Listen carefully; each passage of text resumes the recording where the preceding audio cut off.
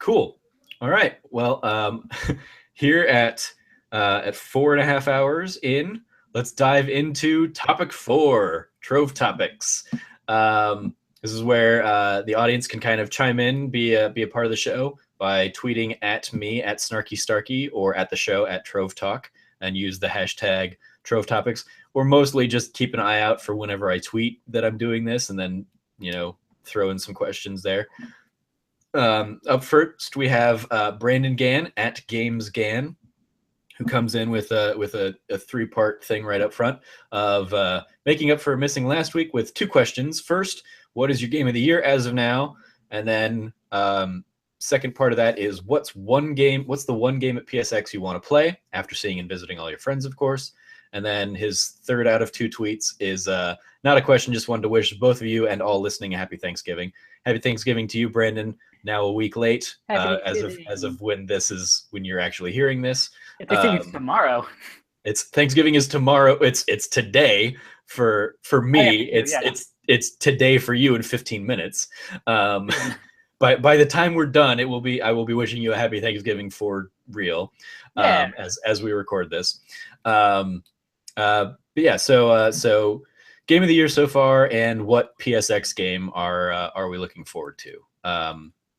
For me, I'll do a whole game of the year kind of wrap up at the end of the year, and I know both of us are kind of maybe in talks with Alex to do Irrational Passions game of the year stuff. Yay, exception! Yay, exceptions! Well, I mean, I'm actually not you. Me, I'm the exception. Yeah, you exception. So I don't have like a game of the year locked in yet, but I was looking at kind of the 80 plus games I've played this year so far, and I've got kind of like a short list of things like The Witness, Stardew Valley, Uncharted 4, of course. I really enjoyed Headlander. It was a fun Adult Swim Metroidvania that came out this year, and Doom was a great shooter. So those are certainly on my short list right now. But then I will go through the full list of 80 and basically rank all of the stuff I've got out there. So how about you? What do you have as game of the year stuff right now? So I want Pokemon Sun and Moon's definitely on the radar for Game of the Year, but I'm not done with it yet, so I'm not comfortable giving it my Game of the Year right now. I want to play through more of that. A game I anticipate will be on my Game of the Year list will be Final Fantasy 15, but that's not out yet, so I'm not going to give it to that. As of right now, I think my Game of the Year would be Gears of War 4, because it was a game I played with my little brother, because I played all 4 Gears games before that on my own. But then when Gears of War 4 came, I played with my little brother, and we just had fun going through that entire campaign together. And it was like the most enjoyable experience I had all year in recent memory that I can think of. Other than Gears of War 4, probably Overwatch I had a lot of fun with. Cool. And those are the games that just popped to my head right away when I think of Game of the Year. I'm sure there are the games I would need to look at what I played this year. But as of right now, the top 3 would be Pokemon, Overwatch, and Gears of War 4. Cool. Very cool. And then what's a game at PSX you want to play? Okay, so I think it came out today, but they had a list of 96 different games. Yep. That were playable at PSX. I haven't looked through all of it, but I know Persona 5 is on it, so I'm thinking Persona 5. Yeah, that's on my list. Because the article says 100 plus games at PSX, and then the list only has 96, and it's okay, are you just saying there's 100 plus games, and some of them that are going to be there you just aren't announcing? Possibly, because it seems like a weird I'm this isn't 100 games here. And then a lot of them on that list are games that are already out. A lot of it's PSVR stuff that they're just trying to continually keep get that in people's hands, so they'll actually go out and buy PSVR, I'm sure. But yeah, Persona 5's on my list of things I'm interested in playing there. Ukulele, even though I never played the banjo games. I was that too. And Greg talks about this, and I've seen it at various events, and it's something that's certainly been on my radar since seeing it. I think at last year's PSX is a game called Y2K Postmodern RPG. Seems like kind of a spiritual successor to the Earthbound type of kind of pop culture-y RPG game. So yeah, those are a few things that are on my list of what I'm hoping to check out there at PSX. For me, it's just Persona and Ukulele. Cool. Um, Up next, Bart Jakasa at Bart Jakasa, Jakasa, asks your thoughts on PlayStation All-Stars and if a sequel will happen. I didn't play PlayStation All-Stars too much. I have it, and I have it I think on PS3 and Vita. Um, but I didn't spend too much time with it, especially because I'm like not a fighter person all that much, and I'm not a multiplayer person either. I think they'll eventually do a sequel, but they'll probably especially because now you'll get things like Knack in there, and That's all you need, right? and Delson from Second Son, and I don't know, like Until Dawn, The creepy girl guy from or something Horizon. like that. The girl from Horizon, I'm sure, will certainly be kind of in there, and like the Order people. Like, I mean, there's certainly a new cast of characters that you could add to it and kind of flesh out that roster, I'm sure. Um, it'll I don't I feel like it'll be a much smaller thing when they do it, because I think they over not over promised, but that like people expected more from it. So they would definitely try and keep it like a smaller, like it would probably be like a it's like, it feels like the kind of thing they would like license out to an indie game studio to make. And so maybe you'd see like an 8-bit or 16-bit like PlayStation Network downloadable All-Stars 2, where like everybody's just like they're demaking all of these characters, but you're still getting them all into like a fighting game. I think that would be like one of the most interesting options that you could do with it. How about you? What do you think of PlayStation All-Stars? So I mentioned that I bought a PS3 for The Last of Us. The PS3 I bought was from Amazon, and it came with PlayStation All-Stars and like some other collection of games that I never played because it wasn't PlayStation All-Stars. So I got the game free with my PS3, and the voucher was for a PS3 version of the game, and that gave me a Vita version. So I played it on both PS3 and Vita. Mm-hmm. I only ever heard about PlayStation All-Stars before I played it. So when I played it, I thought it would be similar to Smash. And I'm sure many people compared it to Smash. I've seen hundreds of different things about people comparing it to Smash.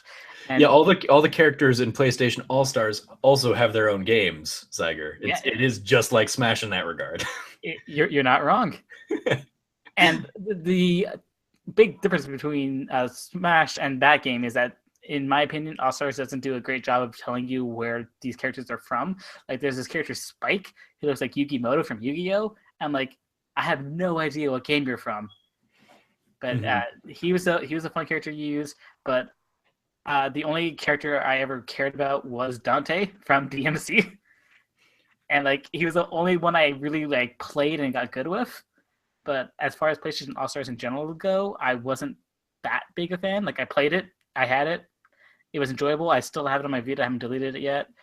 And again, every now and then when I'm bored, and I have my Vita on me, and I know I have like 5 to 10 minutes, I'll just play a round or two of that. As far as a sequel will go, people are rumoring that it's going to come. There's going to be some PSX announcement. I don't think they're going to do it at PSX this year. Maybe next year. I think it's too soon. Yeah, I certainly feel like it hasn't been gone long enough for like people to really be wanting it back. But I mean, who knows? Maybe they would like that. Maybe that would be it. I mean, because a PSX is certainly the place you would announce that. Yeah. Like that's not going to be an E3 announcement. That is something that you would save for a PSX for like the diehard fans, the diehard PlayStation fans. So yeah, maybe. Who knows? Brandon comes back in again at GameScan with what terrible movies are you going to watch that I've heard so much about? Talking about what bad movies we'll be watching at PSX. Do you have anything on the radar? Have you already been talking with Frank about what you guys are going to make me suffer through? Okay, so I need to talk to both Frank and Kaylee about this because they are the ones who pick the movies mostly. I don't know if we have anything in mind. Both Frank and Kaylee aren't going to be there as long as we are. So if it's going to be a movie night, I know we have plans Saturday night that we can't talk about. Possibly on Sunday before Kaylee flies out, we might watch a movie. We might not watch a movie. You might be safe this time around. we don't know yet. As of this recording, there are no plans for a cheap, cheesy horror movie that's awful that we're gonna watch together. Mm-hmm. But you know, we can make something work. Yeah, cool. Angel Urbina at VSilentAngel asks, where does Xyger come from? I've heard the story a handful of times, but for those that have not, go ahead and tell the Xyger story. So in middle school, I was in my science class. It was like, I think we're studying biology, and we were doing this whole thing of genes and learning evolution and whatnot. So me and my friend Mario were like, yo, this is very boring. Let's just draw tigers. So we drew a tiger, and we gave it a green and black pattern, and we gave it like sharp razor claws like Wolverine. And it was basically like a scientifically engineered tiger that's badass, mega awesome, whatnot. And we decided to name it X Tiger. And shortly after we named it that, we realized X Tiger was a stupid name. So we took the tiger part out, put the X in, and changed the I to a Y. So it was Xyger. And like we thought we were being so original with this. Turns out, if you Google the word Xyger, it's actually a city in Germany. So one of my goals in life is to go to Xyger and take over that town. I thought you were going to say, I will own this town. I thought one of your goals was going to be the first thing that comes up when you Google Xyger. I mean, I haven't Googled myself in a long time. I'm pretty sure if you Google Xyger now, I'm one of the top results. Probably not the top result because, you know, the city kind of more important than the person. But like my goal is to go to Xyger and own it. I'd be like, yo, this town is named after me now. That's just how it's going to work. I own everyone here. This is Germany. You guys don't really have an option in this. You lost both World War I and II. It's okay.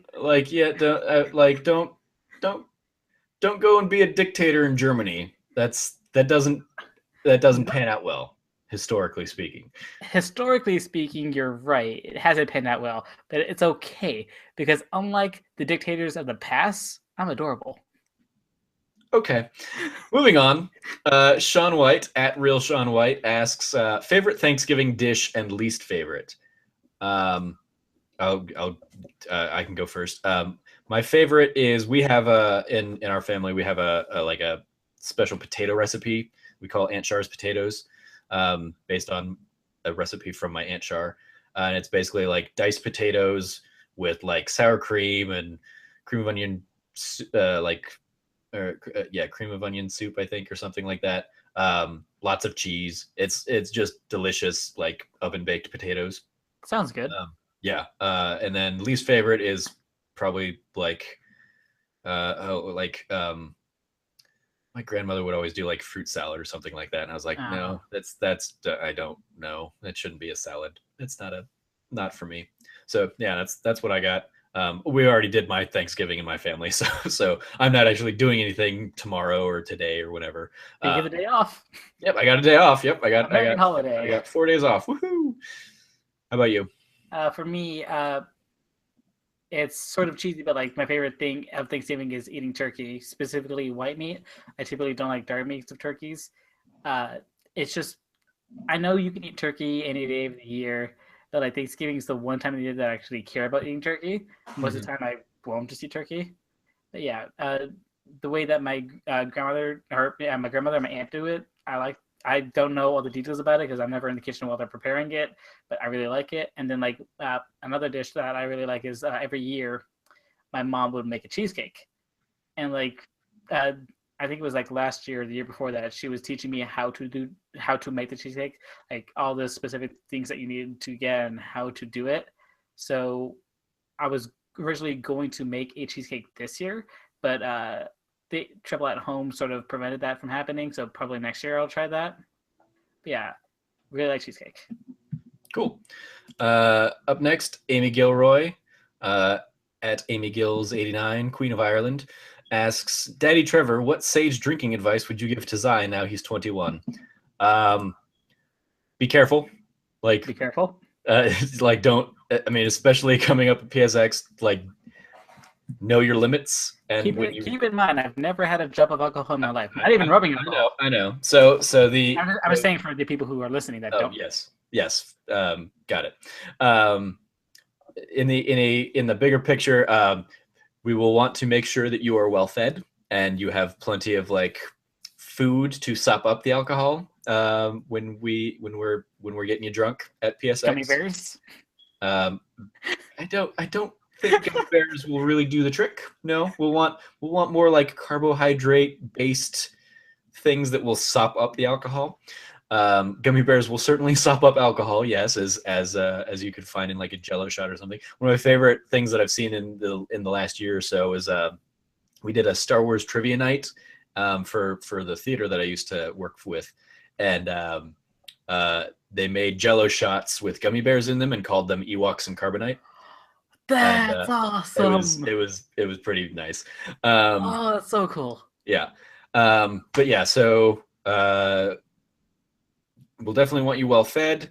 We'll definitely want to keep water on hand for you, and try and prevent as much mixing of alcohols as possible, and kind of try and keep you more on like find something you like and keep you on that something you like, as opposed to giving you like tequila and vodka and rum and beer, because that mixing does not tend to go well with stomachs.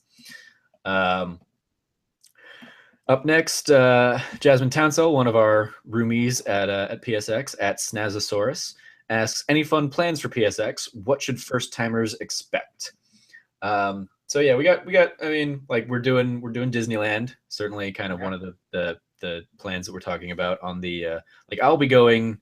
I went ahead and picked up a 2-day pass, so I'm gonna do Friday a little bit, and then as well as Monday, which is like the day that we've designated for like the kind of funny meetup kind of thing. I'm also getting in there Thursday, and I'm probably gonna go to the Game Awards Thursday night. So those are a couple of fun things, and then just PSX in general. Keynote's always at a very electrifying moment to be a part of, to be in that room when like big announcements are happening, or like last year when they showed off like gameplay of the Final Fantasy VII remake well before anybody thought that was going to happen. That was surprising. That was a surprising and exciting moment. They started with that. They should have ended with that. Yeah. Oh yeah. No, that's yeah. Ending with Paragon was not the right call for that audience. No, God no. Certainly, I mean, it certainly makes you wonder if like. I hope they learned this year. Because like my theory was, because the Kojima announcement, the partnership came out a couple days later, but like he couldn't. So my theory was that they wanted to make that announcement, and Konami just like wouldn't let him out of his contract in time to do it or something like that. And so yeah, my guess is that like they were originally supposed to close with like a, hey, and you know him, you love him, he's working with PlayStation, he's going to do a new game for us with his new studio, please welcome Hideo Kojima. And like that would have like blown off the roof of everybody at PSX. But I imagine with all the stuff that had just happened with the Game Awards, of like him not being allowed to attend that, I imagine that probably had to get scrapped pretty late in the planning process. That's my rumor, my theory. I don't even know if it's a rumor, but that's like my theory as to what happened. So yeah, as far as what to expect, good fun time, long lines, unless you only want to play like indie games, and even then some of them will be still pretty long. I mean, there will be a lot of us there hanging out and having fun, so that'll be good getting a chance to see everybody. And they just announced today that they are actually doing panels outside of the PS I Love You XO panel. 3 of them are hidden. 3 of them are unknown so far. Yeah, it'll be, I imagine, as Greg suggested, I imagine they will be kind of like games that get announced in the keynote leading right into it, because it's like 10 o'clock is the keynote, and then 12 o'clock is the first of those panels. And so it's a new Patapon, right? Yeah, Patapon 3 or Patapon 4 or whatever. Patapon PS4. But yeah. So if it depends on what you're looking for, kind of out of the experience. If you want to play games, go play games, but expect to wait in line for them. If you're just going to hang out with all of us, we'll be there and we can hang out in lines with you. And like, yeah, one of the things I loved about the first PSX that just has been kind of not as high of a priority for them in recent years, or in the years since, is the panels, because I loved kind of the behind the scenes, getting to hear people talk about the games they're working on, or the games they did work on and what they loved about them. Like I'm a fan of the inside of the industry like that, and they just don't do them as much as they did that first year. But if you are as well, then attending those panels, I'm sure would be fun. Good time. I'm sure the PS I Love You panel will be a hoot. That's A hoot, Nanny. Yeah. How about you? What would you say first timers should expect? Okay. So as you were a first timer last year. Yes. You play PSVR. I play PSVR. If you are going to PSX and you've never played PSVR, before you go to PSX, download the PlayStation Experience App, because this app is going to be what gets you to try PSVR. Because the way that PlayStation has done it at PSX last year, and all the events that they've done since then, GameStop Expo, PAXs, I don't know if they had that during the first PSX, but basically you have to sign up 4 times through this app. So if you want to play PSVR, you need to sign up through this app. And I'm assuming other games will have to have signed up through this app as well. Yeah, certainly. I mean, yeah, it'll be interesting to see if they do make it for like the big, for some of the bigger games. But yeah, PSVR, that's a great point. They'll say, okay, at such and such a time, we're going to open up, we're going to clear all of the slots, and that's like first come first serve. So you don't have to, it's great because if you get a 4 o'clock slot, you don't have to sit there and wait from 2 o'clock till 4 o'clock to get there. You can just come back at 4 o'clock and kind of hop in for your appointment. But it is certainly like first come first serve, so you might not get anything. But yeah, especially if you don't have the app to know exactly that you need to do it, you're not going to get in. So download the app if you want to do PSVR, and then pay attention to, I believe, their Twitter and the announcements on the app. That's when they'll announce when you can sign up and what times they're available. Also related to the app, I imagine they'll do this again this year. Last year they would have like little scanning stations at a lot of the games, and you could go and basically scan your badge, I think, at a station, and it would like tie to your PlayStation Experience app account, and like you could get avatars or themes or like exclusive content for that. Like I got I want to say a $15 PSN card for checking in at like a certain number of spots and doing a certain number of things. Yeah, I did the same thing. And also if you get super into the collecting of cards, do that early, because they don't ever plan enough, and so like they ran out of cards last year at a lot of the booths. So that's, if you certainly want to go down that route, you can. I don't have that much desire for it, but it's fun. It's a nice little like souvenir-y thing to take away. Another thing, real quick. If you want to go to any of the 6 panels, if the panel's at 12 o'clock, you show up at 10 o'clock. Just show up early ahead of time if you really want to get to the panel, and then expect inside the convention center not to get great cell phone reception, and bring water bottles. Yes. Yep. Good calls. All good calls. Nikki Powell asks, and I don't know if this is a thing between you guys. This is from KFL2. You were there. Was I? No, okay. Wait. You weren't there. I was not there for this. Was this from your brunch while we were at Alcatraz? You guys made these jokes? Quattro Forte, car or candy? Wispa, car or candy?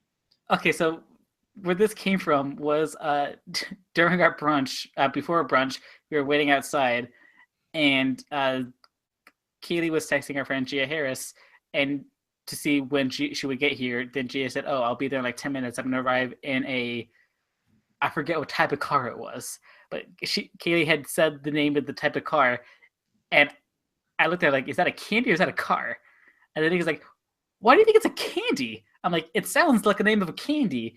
And then for like the 10 minutes we were waiting for Gia, everyone would play a little game where they would name something. It was supposed to be a car brand like Ford or something else, and I would have to guess if it's an actual car type or if it's a type of candy like Mercedes. Is that a car or a candy? I'm like, it's a car.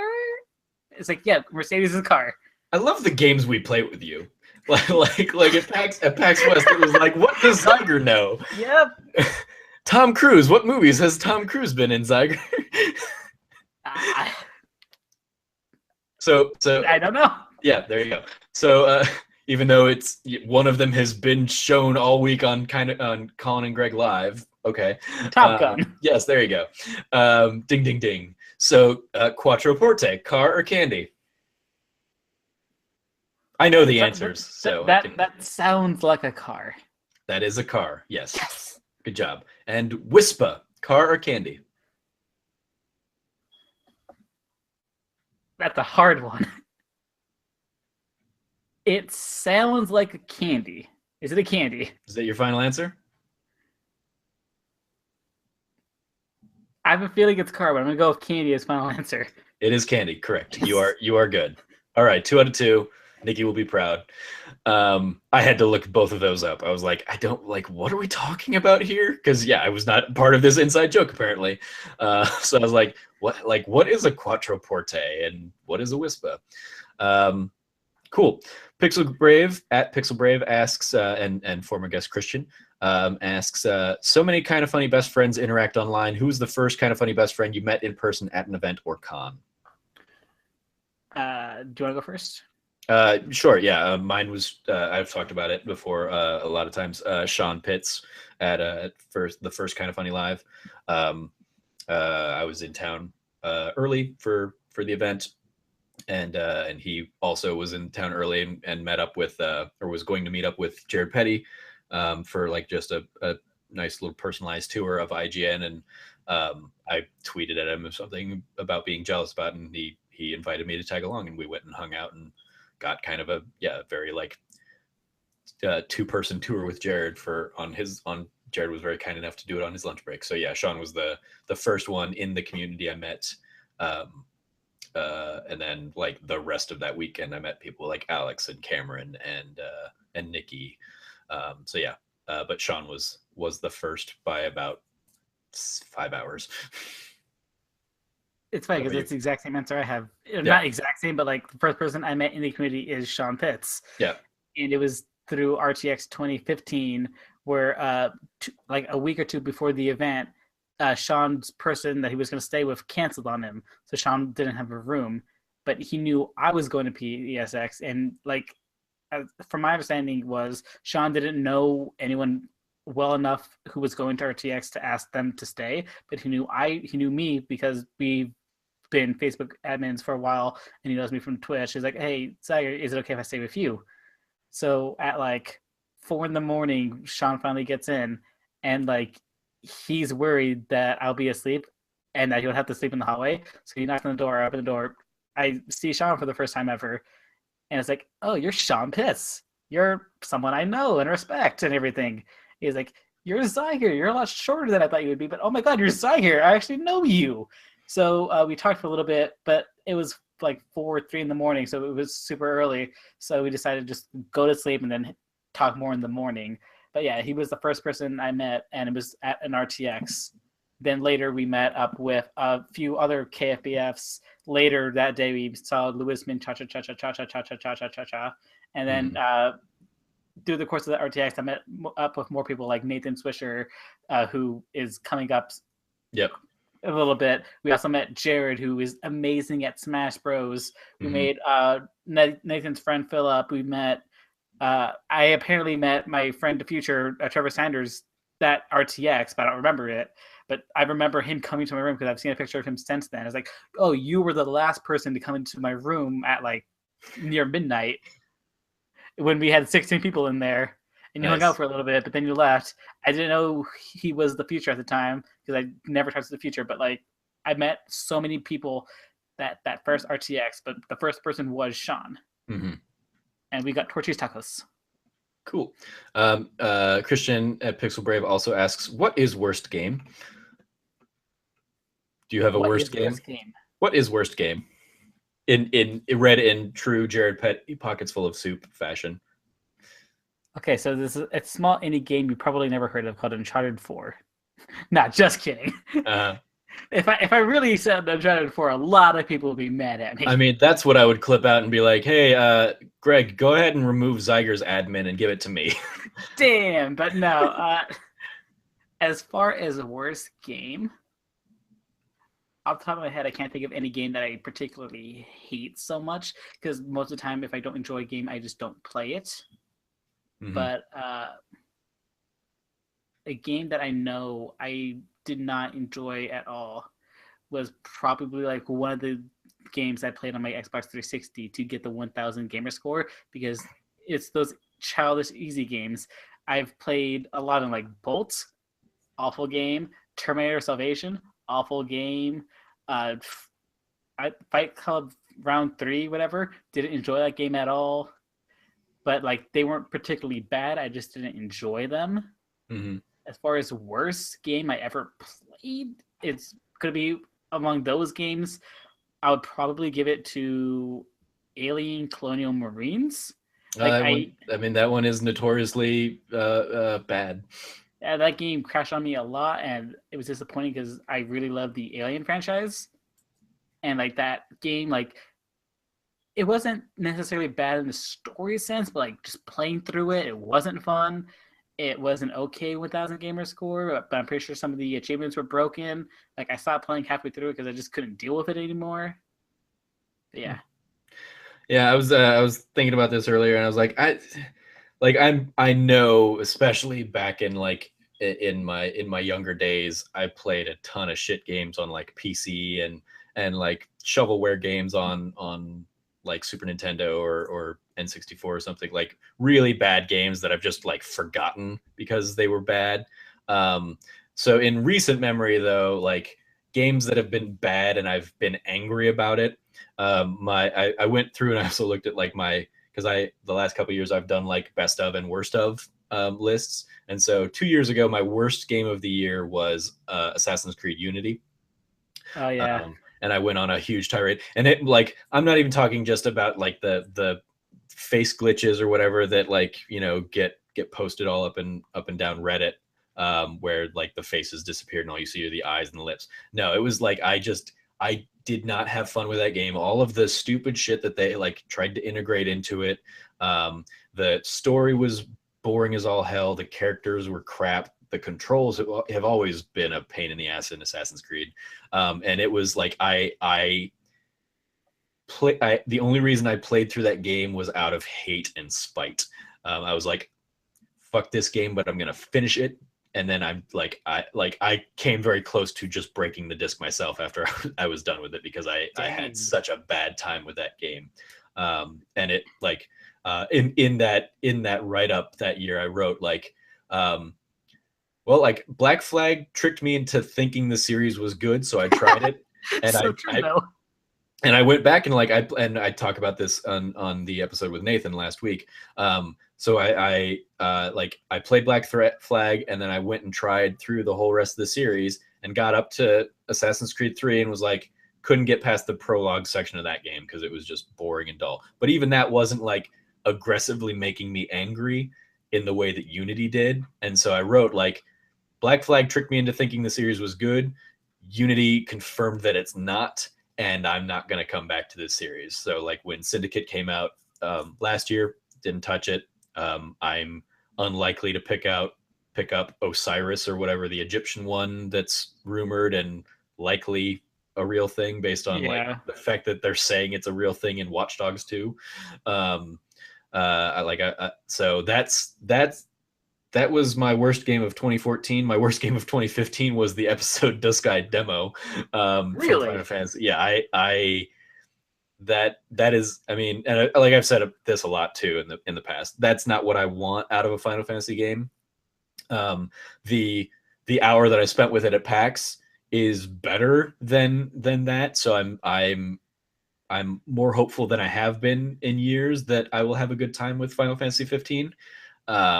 But yeah, the episode Dusky demo, it was just like it's boring. I don't like these characters. I don't like the performances. I don't like the combat system. I just did not like the demo. It was very pretty and nothing else in that demo for me. So yeah, I counted that as my worst of 2015, and the fact that I bought Final Fantasy Type 0 for that demo didn't help matters at all.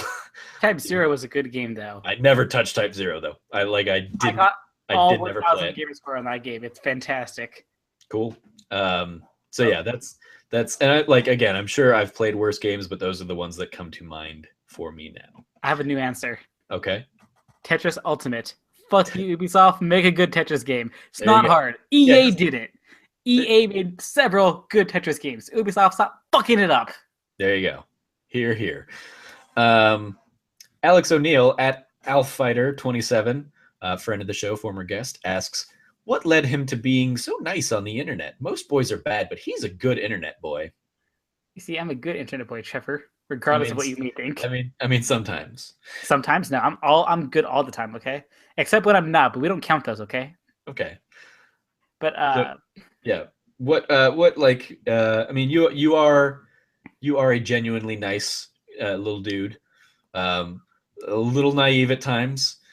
And sometimes I'm like, I feel like that should be common sense by now. But overall, like, none of that comes from like a place of like malice or anything. You are a nice kid. So good on your folks there if they had a hand in that. But what do you kind of see as like, why are you nice? I would probably have to blame it on my parents. They raised me to be somewhat nice. Most of the time, the way my parents would raise me to be like, okay, if someone's bothering you, just leave them alone. If they always said the golden rule, treat people how you want to be treated, blah, blah, blah. And like, my mom was always supportive of things I wanted to do. So if I wanted to play video games, draw, and stay home all day, she was okay with that. She wasn't ever like mean to me. And whenever we did act out, yes, she would yell at us. She may or may not hit us at times. We may or may not be disciplined a lot, but like, she always knew what was best in a sense. So she never let us like go out onto the streets in San Bernardino and do whatever we wanted because, hey, San Bernardino is an awful place. You shouldn't live there. A lot of people do live there. And like, I've met people who are in San Bernardino and they're okay, for the most part. But like, she knew like if she wanted to have good kids, she would have to be more stern with us. So like, whenever it came to interacting with other people, I was always super shy and whatnot. But like, my mom always said, treat people how you want to be treated. So it's like, okay, I don't want this person to hate me, so I'll just be nice to them. And like, cool. Oh, she at the beginning of the whole internet saga thing, she also convinced me that anyone on the internet can find out who I am and that they will kill me if I wasn't nice. And as a little kid, it's like, okay, fear of God in you. Yeah. So in a sense, it's like, okay, so early internet, never say your name. That was a big thing. You never say your name on the internet. Well, you're Xyger. You be nice. Otherwise, the people on the internet will do bad things to your computer and then you. She also said never click on anything that pops up. That's my dad uses it. That's probably a good call. Yeah, and it did. We were talking earlier. You mentioned that like back before Greg went on the Gauntlet, you were like IGN, like fuck those people. They hate Pokemon but love Call of Duty. What the hell? It's the same game every year. How did you? I mean, so it seems like you could have gone down that rabbit hole of being like shitty internet commenter, but you've come out on the other side of not being that. So was there like were you ever that kind of like nasty commenter person, or did you just kind of bypass that altogether? No, commenting on stuff was too much work and I didn't want to deal with it, because to comment on IGN, you have to make an IGN account and you have to do all this stuff, so verify your email. It's too much work. And like, I was never a fan of reading other people's comments. So it's like, why make a comment? I'm not going to care about this in like a week. And like I mentioned earlier, I would have those thoughts like, oh, wow, IGN, you suck. How dare you review Pokemon as a 7 when it's clearly a 9 at best? And you rate Call of Duty amazing, even though it's the same thing. Like, I would have those thoughts every now and then, but most of the time I just like got over it. It's like, oh, it's just a dumb joke. Who cares? IGN, you know more about video games than I do. And while I disagree with Pokemon being the same thing every year, you guys do your thing, I'll do my thing. I enjoy what I enjoy, you enjoy what you enjoy. I don't care that much. I'm not going to cause a problem because in the end, just being an internet troll doesn't get you anything. And it's just boring and takes too much work. There you go. Good life lessons. Christian returns at Pixel Brave with any places you wish you could travel to or dream destinations. Do you have any lined up? I want to go to the UK at some point next year. Probably, I'm talking to a few people to see if I can swing EGX. Probably not. It's probably not going to happen, considering like what's going on around that time. But like, hey, if it could happen, I might try to go for it. If it doesn't happen, no big deal. But like, I want to go to the UK. I also want to go to Japan at some point, not to live, just to visit, just head up all the places I see in video games and anime, just because, why not?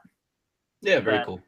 Yeah, I'm not that big into traveling otherwise, unless it's for an event. My go-to answers tend to be, one is like the place that I would retire to if I had millions of dollars would be Ireland. Go hang out with Amy, because I got to go there when I graduated high school.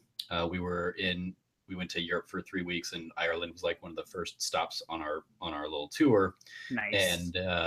And growing up in Arizona, the joke I always say is like, I saw more green in like my first day in Ireland than I did my entire childhood. Or like I saw more green. There's more green in Ireland than there is brown in Arizona. So yeah, I would love to go to Ireland. But as in terms of like a place that I've never been before, Italy is certainly like the culture and history of like Rome. I would love to explore and visit at some point. They have the Leaning Tower of Pizza. That's in Pisa, yeah, and so in Italy, but not necessarily Rome. But yeah, the like basically not trying to live through not trying to experience that through shitty Assassin's Creed games would be my goal there. Nathan Swisher, the guest last week, as you're watching this or listening to it, at OCR_Melkor on Twitter, asks, Xyger, why did you try and lie when I easily beat you in Smash 1v1, Robin's only final destination? He tells his side of the story on the episode that I actually like made go live while we were recording this. So he tells his side of the story because you asked last week about playing as Robin in Smash. So go ahead and tell your side of the story, Xyger. I don't remember my side of the story. Typically, I'm pretty sure he's talking about when we played Smash on Extra Life for Kind of Funny during the Extra Life last year. No, he was referring to RTX. Oh, to RTX then? Yeah. Okay, so at RTX, Nathan, we played Smash Bros. He came out to my hotel room. We played Smash a lot, and like he's never played Robin before.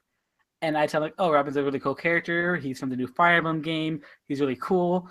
And like Nathan's going through the character options or the colors or whatnot, and notice that there's a girl option. I'm like, oh yeah, in Fire Emblem Awakening, you could choose to be either a boy or a girl, and the character's name is Robin. But in the Fire Emblem games, you can name the character whatever you want. So he's like, oh, well, okay, I'll play as. He chooses female Robin, but like pink hair Robin. Yep. And like me personally, I prefer to use most of the default colors in games. I don't like mixing it up a lot. And on the rare occasion I do, it makes sense. Like red dress Rosalina or shirtless Shulk. But like, yeah, of course, those make perfect sense. Yeah. So, okay, Rosalina has the red dress because it's the blood of her victims, and shirtless Shulk takes off his clothes that way he's faster. It all makes sense. It's Smash Bros. Logic. You wouldn't understand because you're just a Smash Bros. Pleb. But anyway, yeah. Nathan picks the pink-themed Robin, female Robin, and like I picked the normal Robin, and we were playing a game of Smash. And like he's getting used to the character, learning what all the B options do. Like standard B does the electric thing, you can hold and charge it to make it powerful. You can do side B, which is L fire. Up B does L wind. Down B does Nosferatu. And like he's basically learning how to use this character while I'm currently using the character. Since I've already practiced with that character, I know what I'm doing.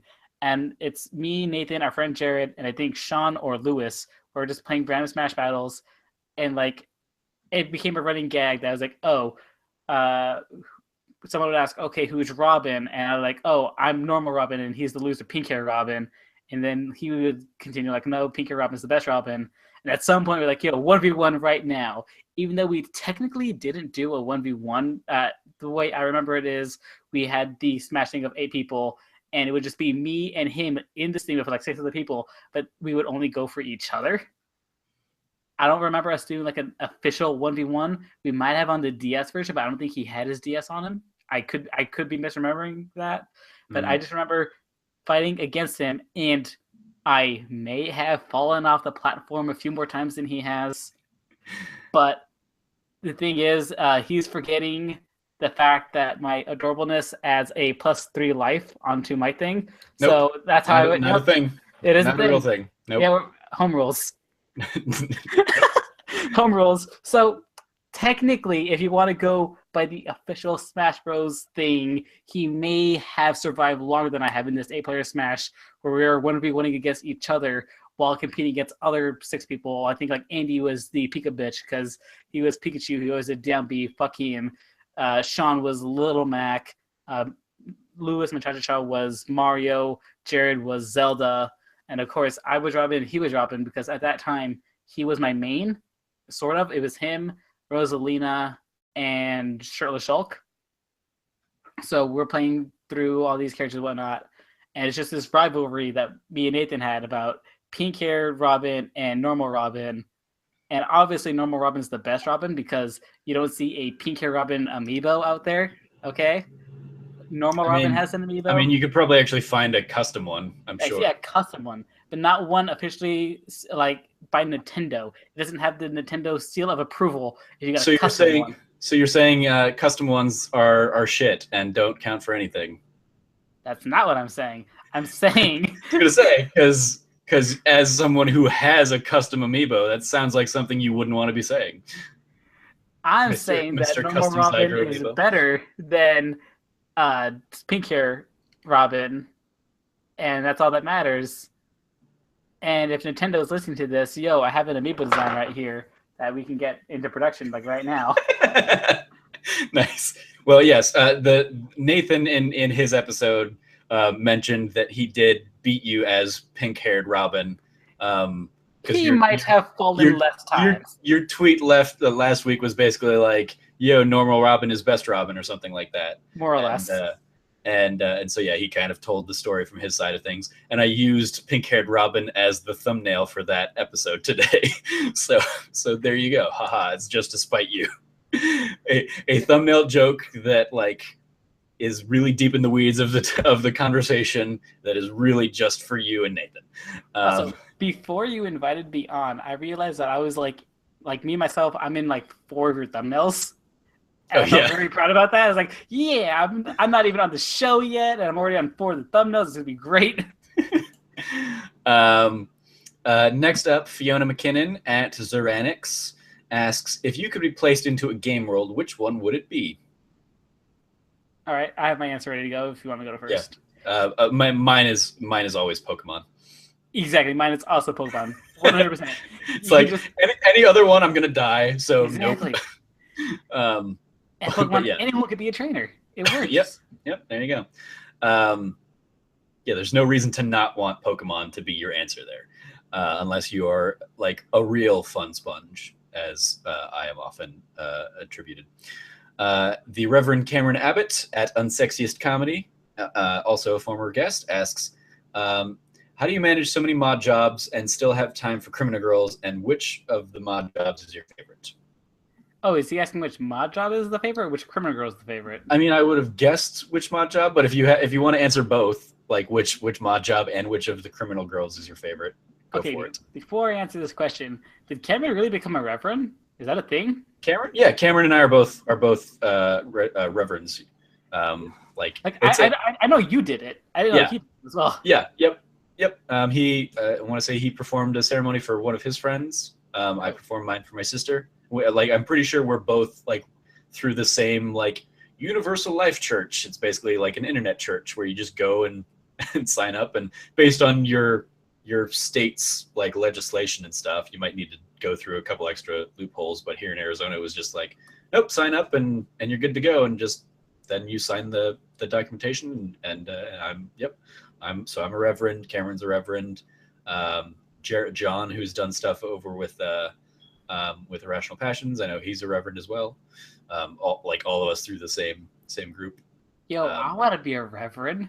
I'm pretty sure like Nikki's got Jared doing her ceremony, but I think like I might be her backup. But we haven't we've joked about it in passing, but I think she's also possibly serious if like Jared couldn't make it for some reason. But she also is just looking for like a very simple, quick, like 5-10 minutes and you're done, and then it's on to the party kind of thing. Okay, so what you're saying is I should be Nikki's backup. No, I don't think that will happen. I'll make it happen.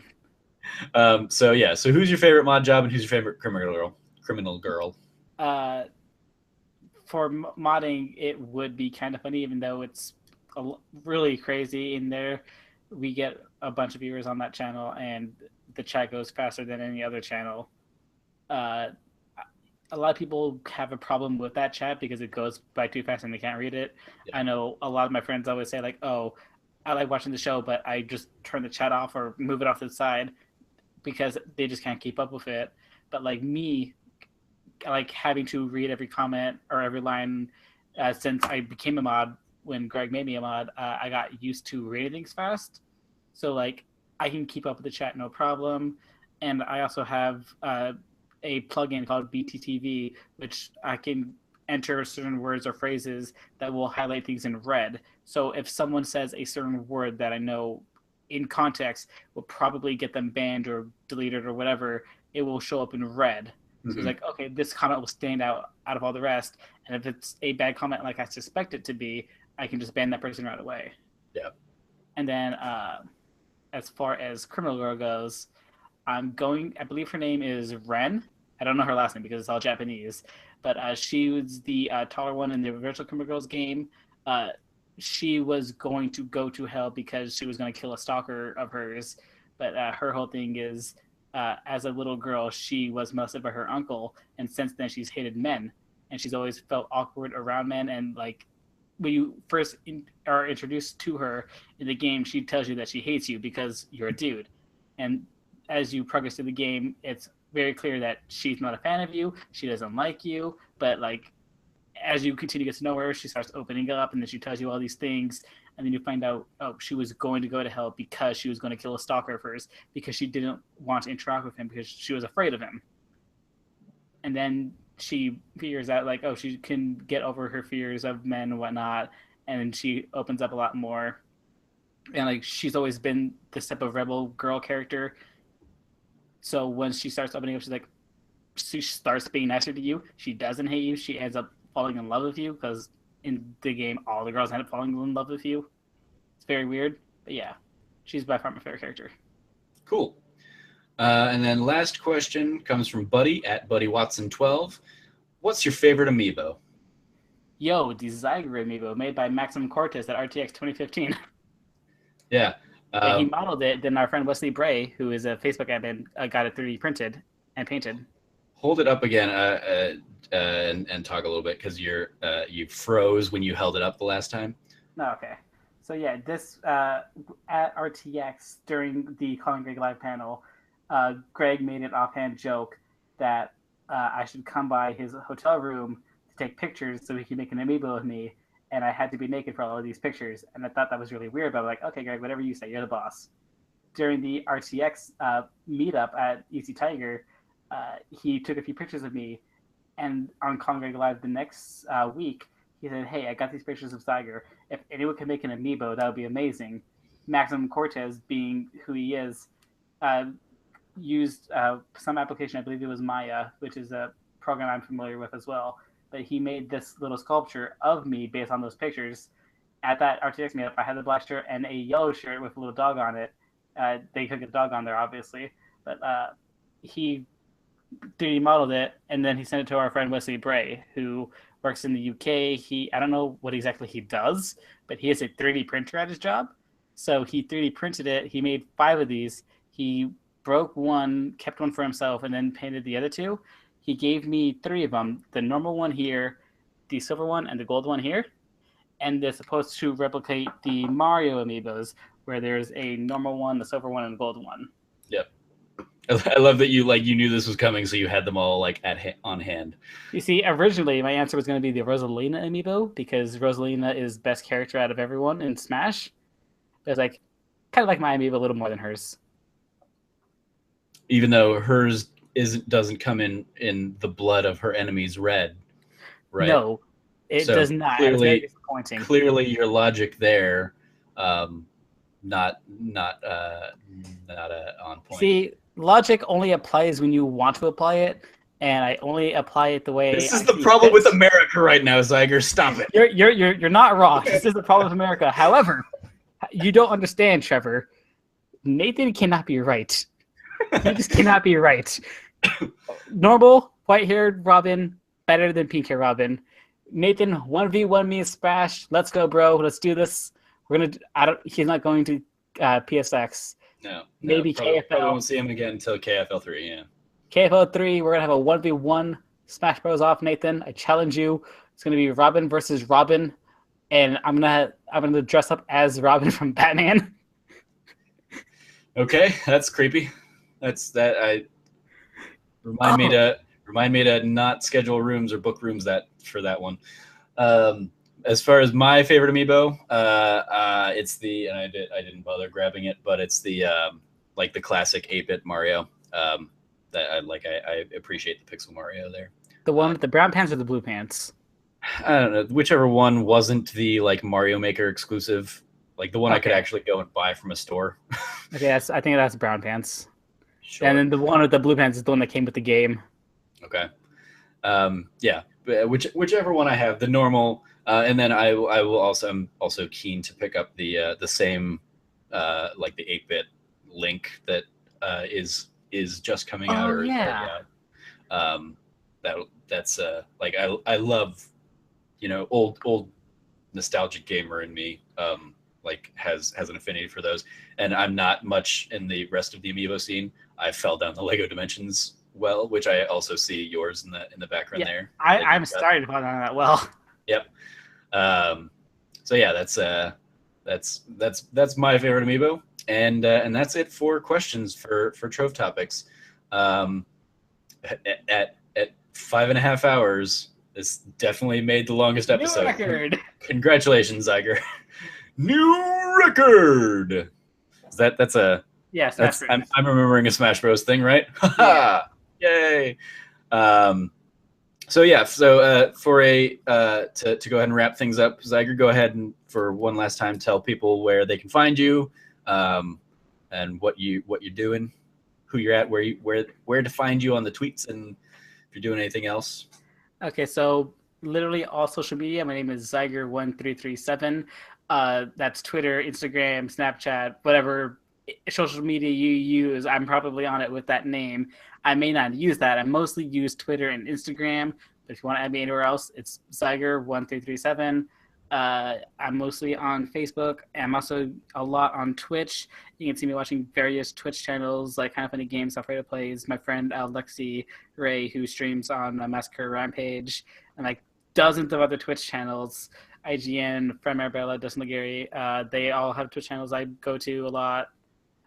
You'll find me mostly on Twitter or at events and whatnot. I mostly do stuff for Kind of Funny, so if you're in the Kind of Funny community, I do stuff for them a lot. You probably see me mentioned by Greg every now and then. Other than that, I'm going to start doing my own like video series, not series, but like my own type of videos, hopefully sometime next year. Because I have different ideas I want to do, and I just haven't had time to do it yet. But yeah, I'll be around. Very cool. Well, thank you again for coming on. I'm Trevor Starkey at Snarky Starkey on Twitter. You can follow the show at Trove Talk. You can what else? You can go see whatever I've been writing recently at trevortrove.com. So this week, as we're recording it, we're in the middle of Shooter Week. So all of that will be up and posted by the by the time you're actually watching this. Also, if you're watching this like as it goes live on Thursday, or if you're watching the full episode Friday, I'm sure I'll be trying to do some coverage from PlayStation Experience, do some kind of to try and do some of my like daily event recaps that I've kind of done at PAXs and PSXs and Kind of Funny Lives in the past, talking about just kind of the experience of being there, so people can live vicariously through me. So keep an eye out for that. Yeah, I think that's good. That's the show. Thank you, Xyger, for joining me for the longest episode. Thank you, Trevor. It's been great catching up. Happy Thanksgiving formally. Happy Thanksgiving to you. And yeah, until next time, from here at the Trove, treasure your friends.